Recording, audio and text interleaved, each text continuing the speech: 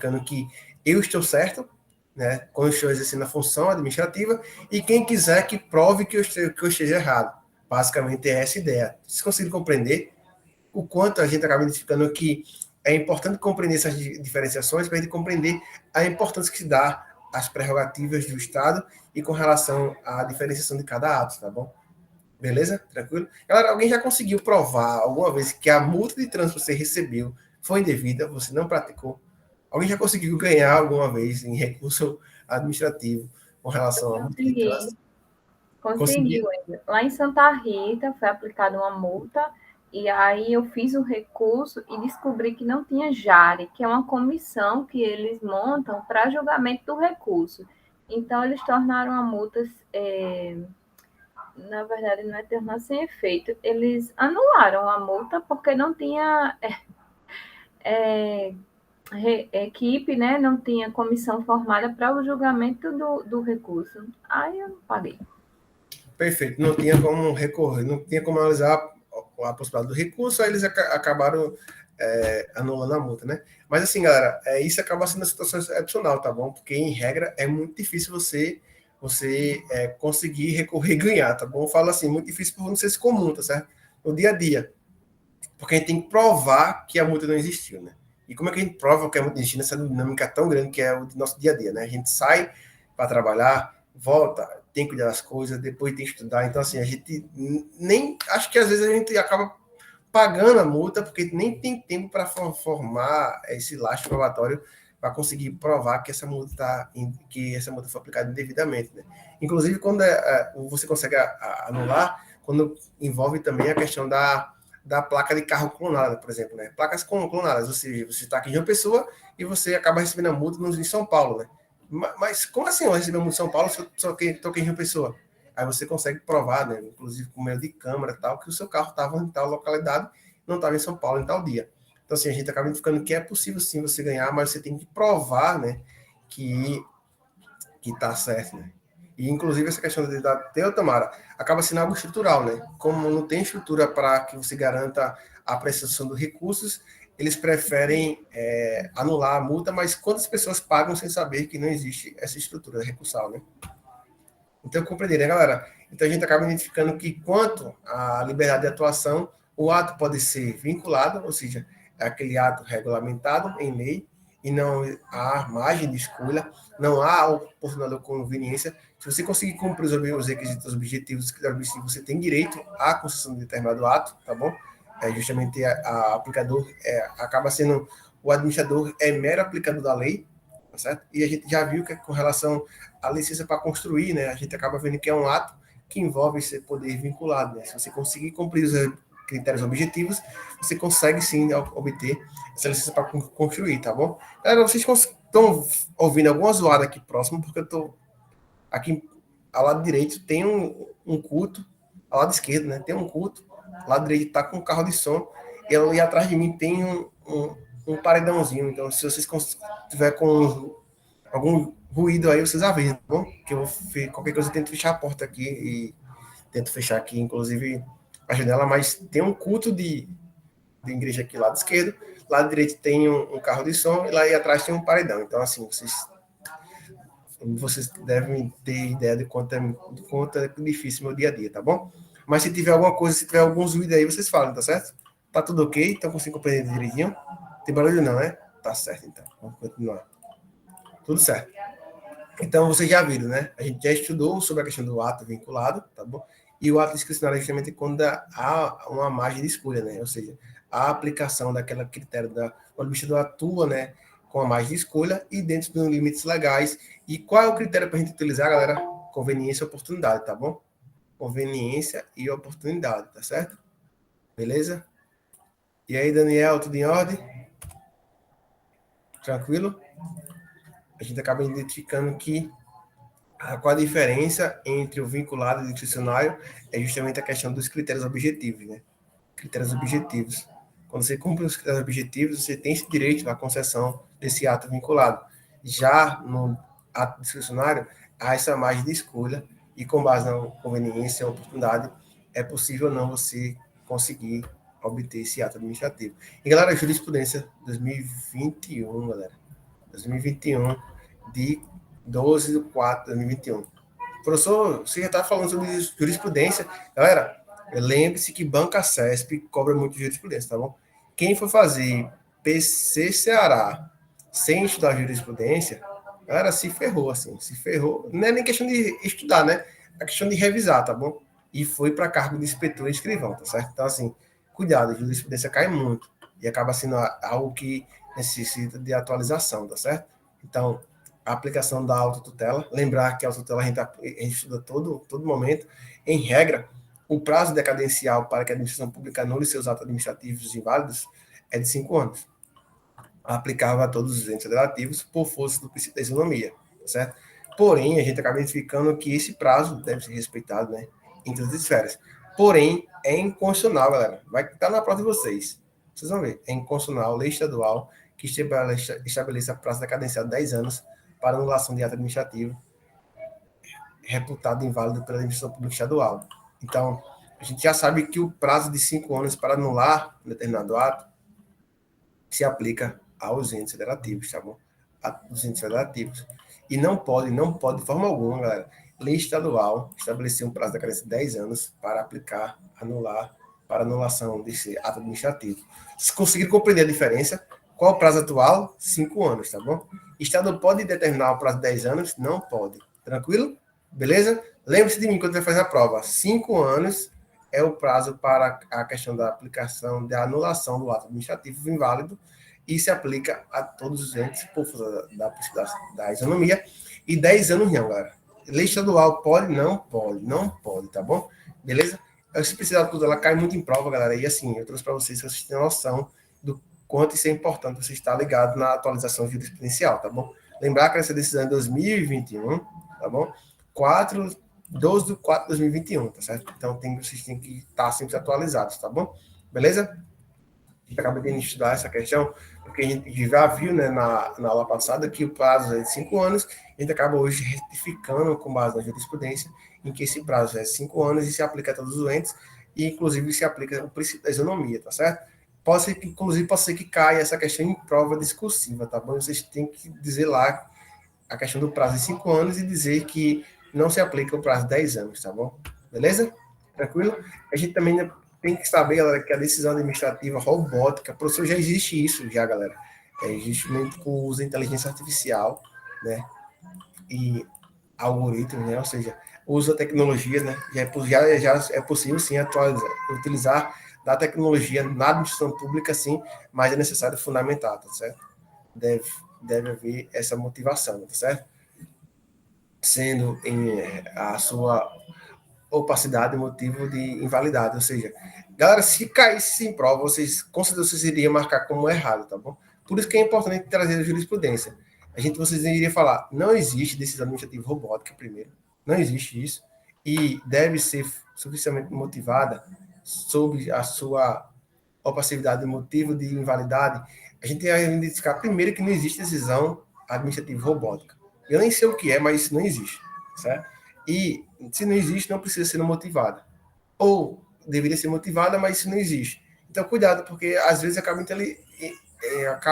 sendo algo que cai em prova, tá bom? Essa decisão é de 2020. E como não teve concurso em 2020, possivelmente pode ser que cobre essa questão em 2022, tá bom? 2021 eu não vi questão sobre essa questão, sobre esse tema. Mas lembre-se, a decisão administrativa robótica deve haver, né, deve ser motivada, tá bom? Existe decisão administrativa robótica com o uso da inteligência artificial, da tecnologia, existe sim, mas deve ser motivada. E aqui eu trago a explicação, tá certo? Seja decisão administrativa manualmente redigida, decisão eletrônica ou até mesmo decisão robótica, deve haver, né? Deve haver a manifestação dos motivos, né, suficientes e sob pena de ser inválida, tá certo? Inclusive a teoria dos motivos determinantes, né, galera? Os motivos que se aplicados, né, na decisão, por exemplo, aqui eu coloco o motivo A, motivo 1, né? Motivo 1, esse motivo deve ser o motivo respeitado, porque se você identificar que na prática for o motivo 2, você acaba cometendo, né, uma irregularidade, né? Acaba sendo algo que envolve a questão de você não respeitar essa teoria dos motivos determinantes, ou seja, o motivo que está no ato é o motivo que determina. Se na prática for outro motivo, a gente acaba sendo passivo de aplicação de anulação desse ato, né? Desse ato, inclusive a pressão do Poder Judiciário, tá bom? Por exemplo, né, a gente acaba identificando que alguns cargos, por exemplo, cargos comissionados, são de livre exoneração e livre demissão, tá bom?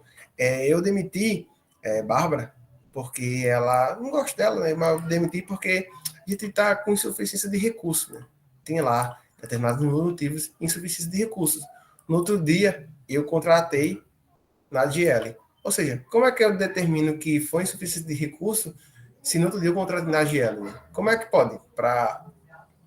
Ontem não podia, não tem recurso, hoje tem? Então a gente acaba identificando que mesmo em cargo de comissão, a gente acaba identificando que o motivo determinado no ato vincula a decisão e, consequentemente, é passivo de apreciação tanto pela administração pública quanto pelo Poder Judiciário, tá bom? Então a gente acaba identificando que essa teoria dos motivos determinantes é muito importante e a gente também tem que estabelecer que decisão administrativa robótica existe deve ser motivada, tá bom? Perfeito? Tranquilo? Isso aqui, galera, é um tema muito importante que a gente tem que trazer aqui, que envolve ato administrativo, que acabou sendo a atuação do CNJ, tá bom? Lembrar que o CNJ é um órgão constitucional, tá certo? CNJ é um órgão constitucional e não pode existir órgãos com atribuição do CNJ no âmbito estadual, tá bom? Não pode existir um órgão com atribuições do CNJ no âmbito estadual, tá bom? O CNJ é constitucional, exerce um controle administrativo, um controle finalístico, né? Mas não tem jurisdição, não exerce controle jurisdicional, mas não pode existir um órgão específico ao CNJ com as atribuições semelhantes ao CNJ no âmbito estadual, tá bom? Mas vamos para o caso aqui desse determinado. É válido o ato do CNJ que, ao dar plena aplicabilidade do artigo 31 do ADCT, decide pela validade dos atos administrativos de nomeação de todos os titulares de cartórios privados que tenham ingressado num cargo após 5 de outubro de 1988, data da promulgação da Constituição. A pessoa que assumirem as serventias judiciais depois da Constituição, em caráter privado, não tem direito de certo nelas permanecerem, qualquer que seja a sua forma de provimento. A flagrante inconstitucionalidade, a partir do momento que assume cargo público, cargo em serventia, que deveria ser estatizado. O que isso quer dizer, galera? Quer dizer justamente isso, que após 88, quem quiser, né, ser titular de cartório público tem que realizar concurso público, tá bom? Em resumo, é isso. E se não respeitar essa questão do concurso público, o CNJ pode, sem dúvida, aplicar o artigo 31 e invalidar esse ato, né, e determinar que há essa flagrante constitucionalidade e determinar que esse ato seja anulado, tá bom? Então a gente acaba identificando que essa regra da ADCT, galera, inclusive alguns servidores públicos anteriores, quem estava no serviço público antes da Constituição, 5 anos antes da Constituição, acabou recebendo, né, esse direito de ser, né, reconhecido como servidor público, mesmo sem ser aprovado em concurso público. Por isso que, não agora, né, mas antigamente você tinha pessoas muito despreparadas no serviço público porque não tinha sido aprovado por concurso público. Porém, hoje, atualmente, para você exercer um cargo ou um emprego público, tem que ser por concurso público, tá bom? Para titularizar um cargo público ou emprego público, tem que ser por concurso público, tá certo? E como é que a gente passa, galera, em concurso público? Estudando, não é isso, galera? Estudando, né? Perfeito? A ADCT, Abdias, é o ato das disposições transitárias. Deixa eu ver. ADCT, atos de disposições constitucionais transitórias. Atos de disposições constitucionais transitórias. O que é isso? Galera, após o artigo 250 da Constituição, a Constituição Federal tem o artigo 250. E após esse artigo 250, você vai ver a ADCT. Lá temos, se eu não me engano, 98, 99 artigos. E ele justamente regula, galera, essa atividade entre o passado, o presente e o futuro. Eles conseguem regular o anterior à Constituição, o presente e a possibilidade futura.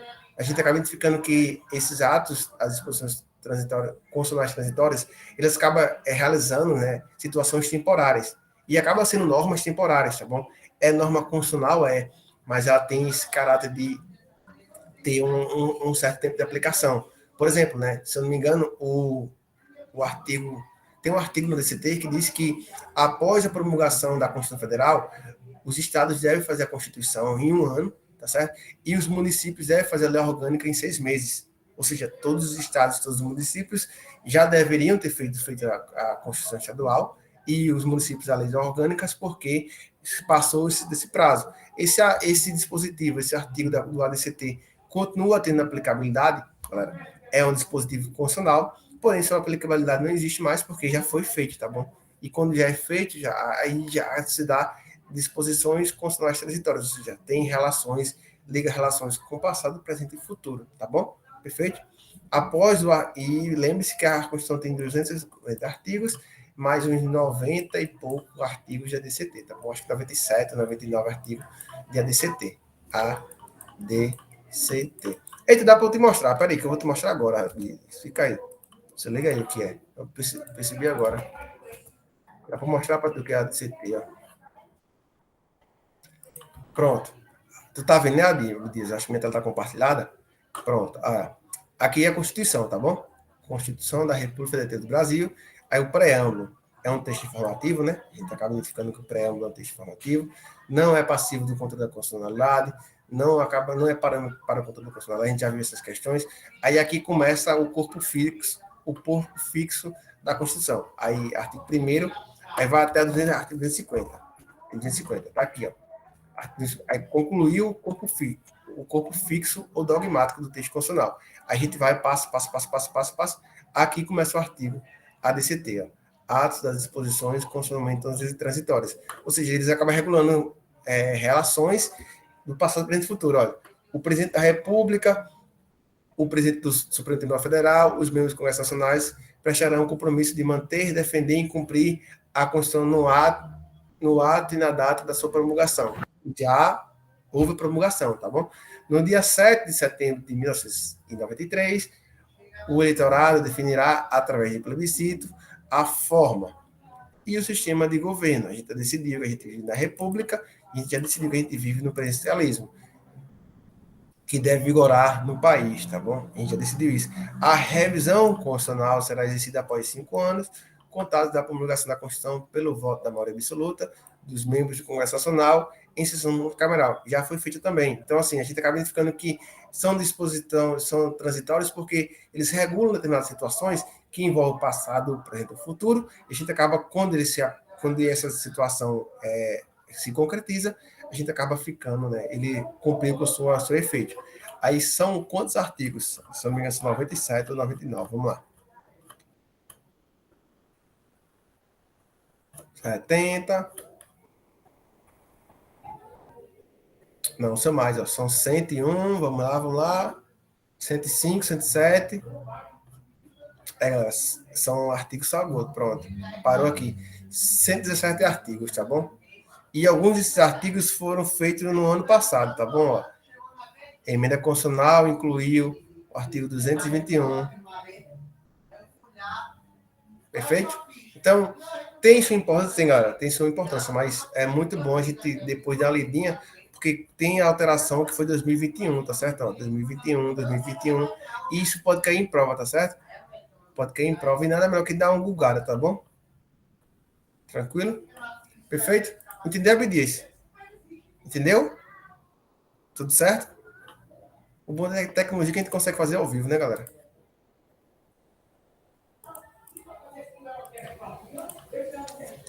Entendeu, né? Prontinho. Sim, galera, aqui está a súmula, né? Súmula do STJ. É uma súmula importante, né? Diz o seguinte, que a lei 9784, a lei que rege o processo administrativo, né? Em especial no que diz respeito ao seu prazo decadencial, para a revisão dos atos administrativos no âmbito da administração pública federal, pode ser aplicada subsidiariamente aos estados e municípios se não existirem normas locais específicas regulando a matéria. Ou seja, a gente acaba identificando que foi aprovada essa súmula em 2019, e essa súmula tem um efeito muito importante, que é possível, sim, aplicar uma lei federal, né?